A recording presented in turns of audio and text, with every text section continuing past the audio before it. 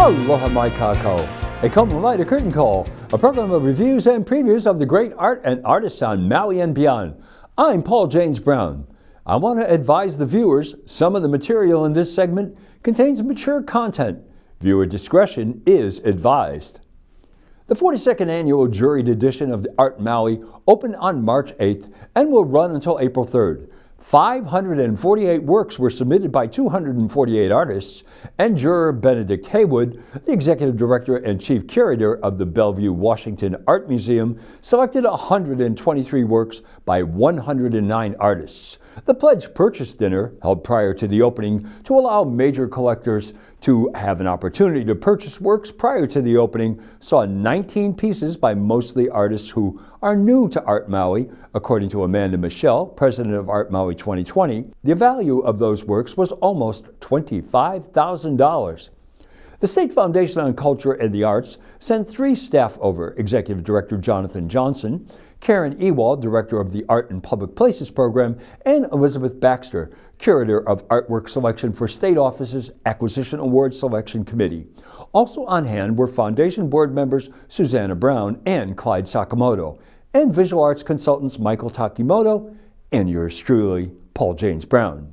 After walking around for quite some time and deliberating about 7 pieces, the process, which requires at least a majority vote to be recommended for purchase, settled on 2 pieces. Orange, by newcomer Allie Isabel, is an acrylic on canvas exhibiting both excellence, originality, and whimsy. Note the frowning cat and the otherworldly bunny rabbit, along with an exceptionally rare color palette, added up to a winner.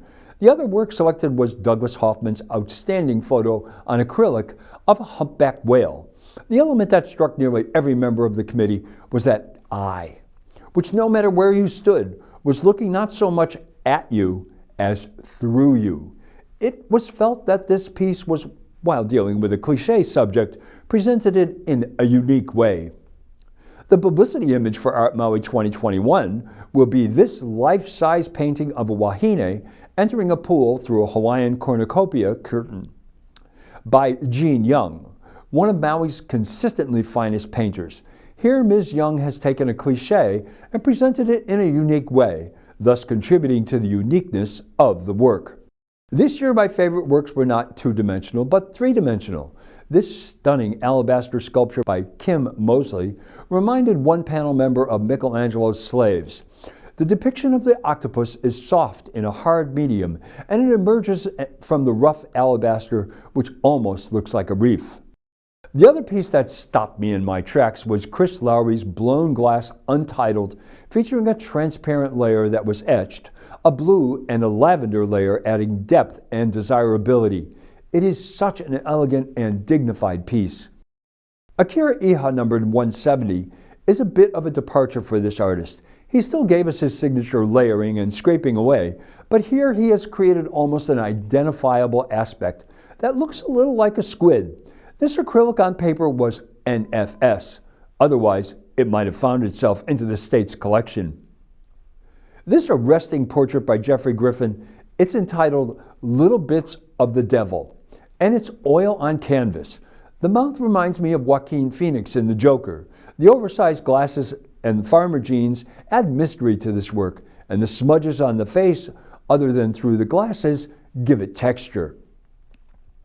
Jim Pollan, a master printmaker, has created this etching on silk with 23-karat gold leaf work entitled Heartbeat. Mr. Pollan consistently creates work that demonstrates not only his excellence, but also his creativity. One can almost hear the cardio pulsing. The Shock Award goes to Amanda Scott for this oil on gold leaf painting of a topless woman in her panties having a confrontation with a skeleton entitled The Scream. The artist has depicted the lower portion of her body realistically, but as one climbs up the torso, the flesh gets grayer and grayer until the face morphs into a grotesque mask. It's a dark image which stays with one. Ali'i A. Kai translates to Chief of the Sea, and no one can deny that this merman cloth sculpture by Linda Ewing, sporting a cavalcade of native body art and looking beguiling, has the authority which accompanies his title. I always enjoy seeing an artist whose work I am familiar with go off into an entirely new direction. Julie Hauk is such an artist. Here we see her masterly impressionist work that she has been doing for most of her life. But a recent breast cancer diagnosis has caused her to look for more in her art, to look inside and try to express those feelings. In this small intaglio viscosity relief print, she has created a print that looks like a watercolor. This is no small feat. These are monoprints because of the technique she employs. COVID is a watercolor on metal by John Kahawai that features complex Hawaiian imagery.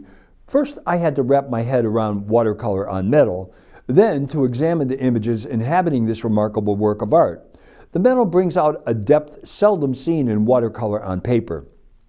Romeo Tomei, another new artist to me, made this mixed media work entitled The Myth of the Rainbow Serpent, which is one of the oldest myths having its origin among the Australian Aborigines. In fact, the earliest image of the rainbow serpent date from 6,000 years ago. This is another image which leaps off the wall and one which makes one wonder what will happen to the bird. Apataki is a coral atoll in the South Pacific, part of French Polynesia. It is northeast of Tahiti and is about 276 square miles in area. Pete Cabrinha has done this mixed media collage which shows the beauty of the atoll along with the vagaries of its remoteness and the weather. This digital drawing by Karo Yoshihara, To the Edge, has such a range of blue. The horizon promises a dawn. The composition, with what appears to be the end of a diving board placed way off center, brings your eye right to it. It's immediately striking, and the image remains in the mind's eye. A ratoon is a new shoot or sprout which springs from the base of a crop plant, especially sugarcane. Anna Maria Sheehan's take on this phenomena is presented here in an acrylic on ampersand clayboard with what appears to be Mauna Kahalavai in the background.